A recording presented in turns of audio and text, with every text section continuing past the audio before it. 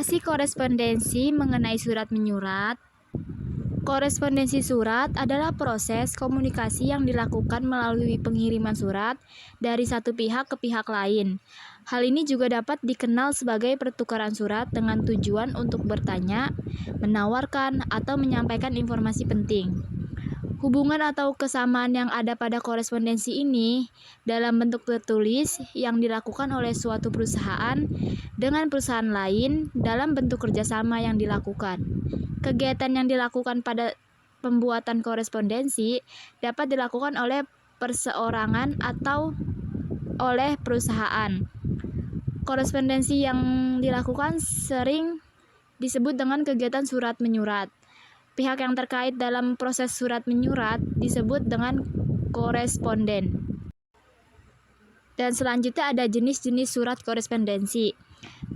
Korespondensi memiliki dua jenis, yaitu korespondensi eksternal dan korespondensi internal. Yang pertama, korespondensi internal.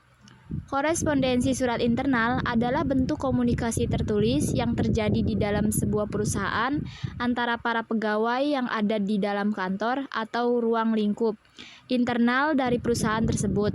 Korespondensi internal umumnya melibatkan pertukaran informasi, koordinasi kegiatan, dan penyampaian pesan yang relevan untuk kegiatan internal perusahaan.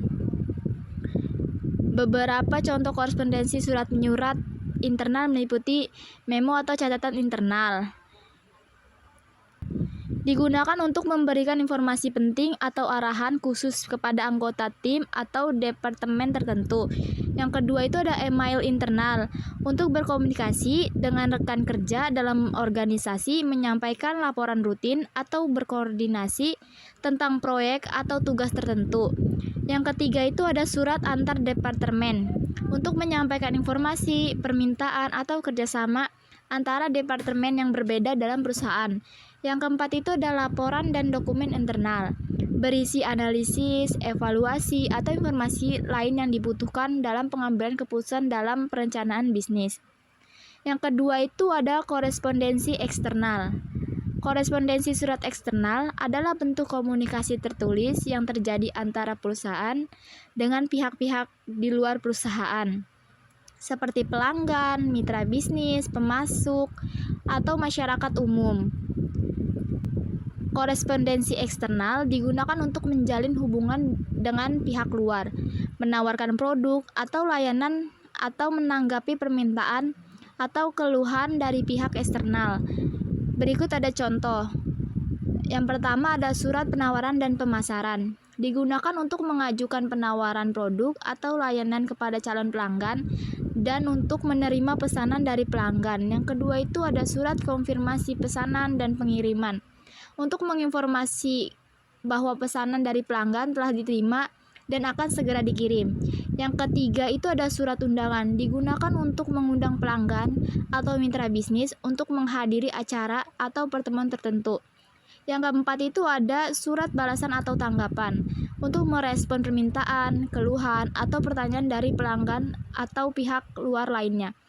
Dan yang terakhir itu ada surat izin dan perizinan, digunakan untuk mengurus izin atau perizinan tertentu dari pihak berwenang. Apa sih dampak kemajuan teknologi pada proses persuratan? Dampaknya itu dapat dilakukan secara konvensional dan manual yang menggunakan cara sederhana berubah menjadi cara yang lebih modern dan memanfaatkan teknologi. Salah satu contohnya adalah mengubah cara pembuatan surat sederhana dengan menggunakan cara modern. Penggunaan cara tersebut adalah dengan memanfaatkan teknologi, di mana teknologi tersebut dapat mengubah semua sistem yang lama ke sistem baru dan tentukan dengan cara lebih singkat. Penggunaan teknologi tersebut adalah pemanfaatan aplikasi atau alat pembantu surat menyurat dengan tetap memperhatikan fungsi surat dan tujuan pembuatan surat. Selain menggunakan aplikasi atau alat surat menyurat, pada kemajuan teknologi saat ini, perubahan sistem tersebut dapat berganti menjadi penggunaan alat seperti telepon, telegram, email, atau fax mail. Namun, akan lebih mudah dengan efisien apabila proses persuratan yang ada menggunakan kecanggihan teknologi berupa bentuk surat menyurat. Fungsi surat korespondensi. Surat korespondensi memiliki fungsi masing-masing. Dalam pembuatannya, fungsi utamanya yaitu memiliki hubungan yang erat dengan pihak internal atau pihak eksternal dari perusahaan tersebut. Dengan adanya surat tersebut akan menjadi hubungan kerjasama antara perusahaan satu dengan yang lainnya menjadi lebih jelas dan terarah. Hubungan kerjasama tersebut dapat secara resmi dilihat atau dijelaskan pada surat korespondensi yang ada pada perjanjian kerjasama. Selain menunjukkan suatu hubungan keterkaitan, juga menghubungkan sebuah relasi di mana surat yang ada akan menunjukkan di mana adanya perbedaan antara surat masuk dan surat keluar yang ada pada suatu hubungan kerjasama. Selain sebagai alat komunikasi, surat tentunya memiliki berbagai fungsi dan tujuan dalam pembuatannya. Unsur-unsur pembuatan surat korespondensi. Dalam pembuatan surat korespondensi meliputi pengiriman, penerima, isi pesan, dan media pengiriman. Berikut adalah penjelasan singkat mengenai masing-masing poin. Yang pertama itu ada pengiriman surat. Pengiriman adalah pihak yang mengirimkan surat korespondensi, umumnya identitas pengiriman tercantum di bagian atas surat dalam kop surat. Informasi yang perlu disertakan adalah nama perusahaan atau organisasi, alamat lengkap, nomor telepon, alamat email, dan logo perusahaan jika ada.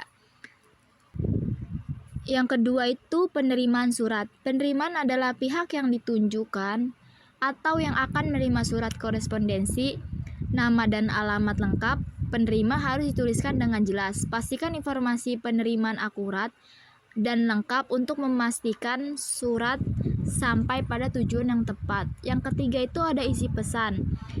Isi pesan merupakan inti dari surat korespondensi. Bagian ini bersifat informasi pertanyaan, permintaan, atau pesan lain yang ingin disampaikan oleh pengirim kepada penerima.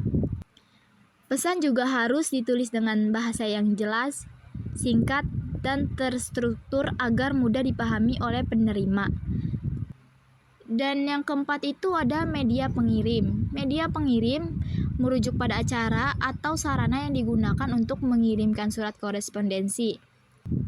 Media pengiriman bisa berupa pos, kurir, atau pengiriman surat elektronik (email). Sebagai tambahan, beberapa unsur lain yang juga penting dalam pembuatan surat korespondensi meliputi tanggal surat, perihal atau subjek surat, lampiran atau dokumen tambahan, juga tanda tangan dan nama pengirim.